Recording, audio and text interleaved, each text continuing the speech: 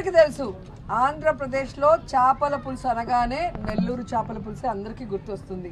ఎందుకంటే నెల్లూరు పెద్దారెడ్డి ఎంత ఫేమస్, చేపల పులుసు కూడా అంతే ఫేమస్. గతంలో మనకి బ్రహ్మానందం గారిని గుర్తు చేసుకుంటే మీకు నెల్లూరు పెద్దారెడ్డి తెలుసా అనే డైలాగ్ గుర్తొస్తుంది. మన ఆర్పీని తలుచుకుంటే నెల్లూరు పెద్దారెడ్డి చేపల పులుసు గుర్తొస్తుంది. ఎందుకంటే హైదరాబాద్లో ఆయన ఈ చేపల పులుసు ఇంట్రడ్యూస్ చేసి తన ఊరి రుణం తీర్చుకున్నాడు.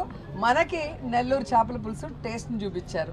సో ఈరోజు తిరుపతిలో ఓపెన్ చేసినట్టుగా ఈ రాష్ట్రంలో ఉన్న ప్రతి జిల్లాలో కూడా వీళ్ళ అవుట్లెట్స్ ఓపెన్ అవ్వాలి, సక్సెస్ఫుల్గా రన్ అవ్వాలి. ప్రజలకి మంచి రుచికరమైన చేపల పులుసు ఇవ్వటమే కాకుండా వీళ్ళకి గల్లా నిండా డబ్బులు రావాలని మనస్ఫూర్తిగా కోరుకుంటున్నా. క్లాసుకైనా మాసుకైనా నచ్చేది చేపల పులుసు. సో అందరూ వచ్చి టేస్ట్ చూడండి, ఎంజాయ్ చేయండి. ఆల్ ద బెస్ట్ అండి. Thank you madam. సో ఆయన